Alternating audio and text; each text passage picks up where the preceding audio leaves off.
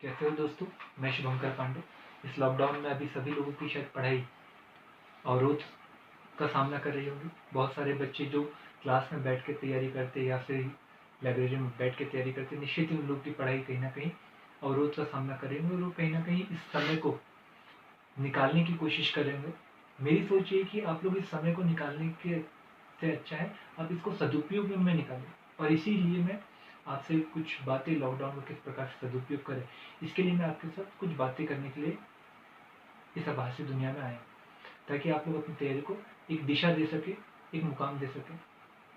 मेरी सोच ये है कि अभी शायद यूपीएससी के एग्जाम शायद पोस्टपोन हो, पीएससी के भी शायद एग्जाम पोस्टपोन हो, और अदर जो एग्जाम है वो भी शायद पोस्टपोन हो, क्योंकि कोरोना महामारी पर अभी भी शायद उस प्रकार से पकड़ नहीं बना पाई जा चुकी है जिस प्रकार की बनाने की सरकार की कोशिश थी। तो शायद मे बी एग्जाम पोस्टपोन हो, तो क्यों ना हम पोस्टपोन हो एग्जाम, इस बात को ध्यान में रख के अपनी तैयारी को और अच्छे से मजबूत बनाएं। तो मेरी इच्छा है कि हम अपने सब्जेक्ट के प्रति, अपने विषय के प्रति अपनी जो समझ है उसको और मजबूत बनाएं। और इसीलिए मैंने इस यूट्यूब चैनल को शुरू करने की कोशिश की, ताकि सब्जेक्ट को किस प्रकार से समझा जाए, अंडरस्टूड किया जाए। इसके लिए ये यूट्यूब चैनल चलाना है मेरा उद्देश्य है। और इसी बात को ध्यान में रखकर मेरी इच्छा है कि हम हर दिन सब्जेक्ट दर सब्जेक्ट, एक सब्जेक्ट के लगभग 15-20 क्लासेस, उस सब्जेक्ट के बाद में अदर सब्जेक्ट की 15-20 क्लासेस, ऐसे करके हम सब्जेक्ट के प्रति में एक ओवरव्यू लेने की कोशिश करेंगे। सभी जानते हैं कि सभी सब्जेक्ट की जो माता है वो इतिहास है, तो हम इतिहास से ही शुरू करेंगे कि इतिहास को किस प्रकार से पढ़ा जाए, इतिहास को किस प्रकार से समझा जाए, इतिहास में बोरियत ना हो। इन बातों को हम थोड़ा सा ध्यान में रखेंगे, ताकि हम उस सब्जेक्ट को पढ़कर अपने एग्जाम को निकालने की प्रायिकता को हम बढ़ा सकें। तो यदि हम इतिहास को अगर लेकर हम पढ़ते हैं और आज की क्लास हम अगर इतिहास के ओवरव्यू पे लेते हैं और कल से अगर हम क्लास को प्रॉपर रूप में सब्जेक्ट वाइज चलाते हैं, तो आज के इतिहास को अगर हम पढ़ते तो उसमें हम कोशिश करेंगे कि भैया कि इतिहास के कौन से पोर्शन से शुरू करें। यदि मेरी समझ कहती है और पिछले सालों के एग्जाम के अगर पैटर्न को अगर हम देखें, तो हमें मिडाइवल इंडिया और एंशियंट से उतने प्रश्न नहीं दिखाई दिए जितने प्रश्न हमें मॉडर्न इंडिया और हमें कला एवं संस्कृति से दिखाई दी।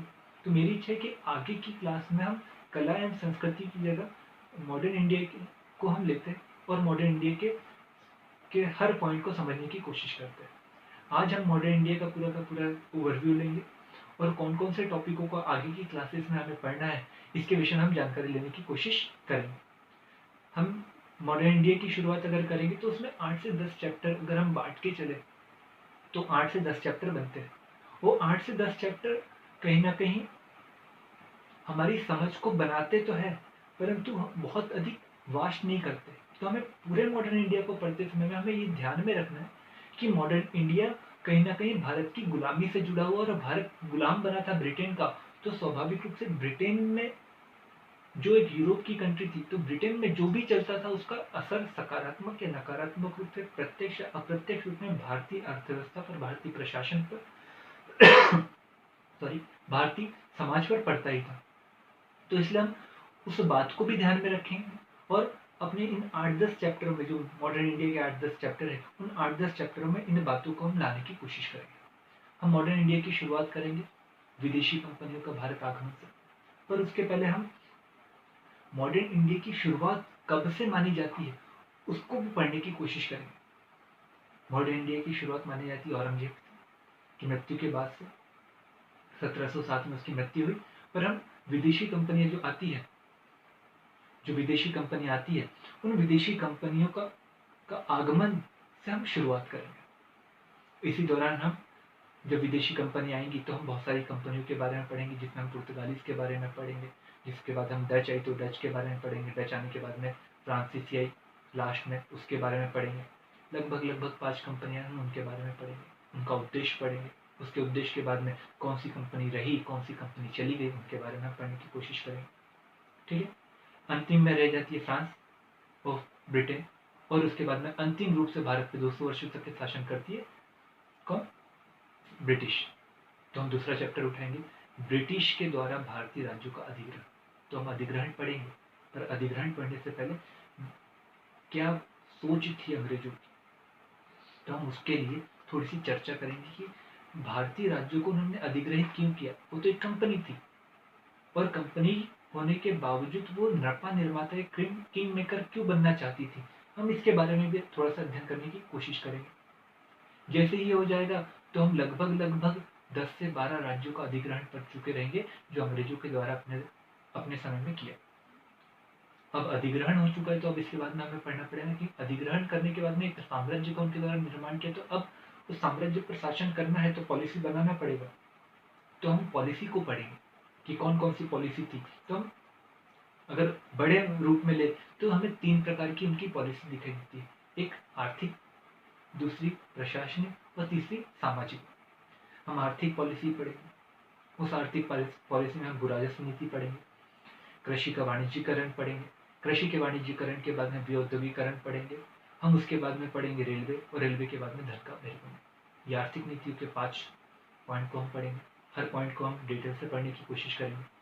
उसी के बाद में हम पढ़ेंगे प्रशासनिक नीतियाँ। प्रशासनिक नीतियों को जब पढ़ने की बात आएगी तो हम उसमें पढ़ेंगे सबसे पहले कि सिविल सेवा, सिविल सेवा क्यों लाई गई, उसे हम पढ़ेंगे। सिविल सेवा के बाद हम एक और चीज़ पढ़ेंगे, पुलिस। पुलिस लाने का उद्देश्य क्या था, और पुलिस आई तो पुलिस के बाद सेना आई तो सेना लाने का उद्देश्य क्या था, और फिर अंत में हम पढ़ेंगे न्याय व्यवस्था। ये 4 पॉइंट हम प्रशासन में पढ़ेंगे।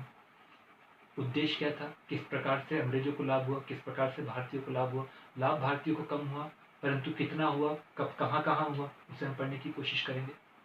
उसी के बाद में हम पढ़ेंगे सामाजिक नीतियाँ। तो सामाजिक नीतियों में उनके द्वारा शिक्षा में सुधार किया गया, समाज में सुधार किया गया, तो समाज में क्या क्या सुधार किया गया हम उसे पढ़ेंगे। उद्देश्य क्या था वो हम पढ़ेंगे, उसके कारण उनको लाभ क्या हुआ हम वो पढ़ेंगे। शिक्षा नीति, शिक्षा में नीति में हम 1813 से लेकर 1944 तक की जो भी शिक्षा नीति उन्होंने लाई उसके बारे में हम पढ़ेंगे। उद्देश्य क्या था उसके बारे में पढ़ने की कोशिश करेंगे, और पढ़ने के बाद में हम देखेंगे कि इनके द्वारा ये जो कार्य किया गया सामाजिक सुधार, उसके कारण भारतीय लोग भी कहीं ना कहीं बुद्धिजीवी हुए, कहीं ना कहीं शिक्षित हुए।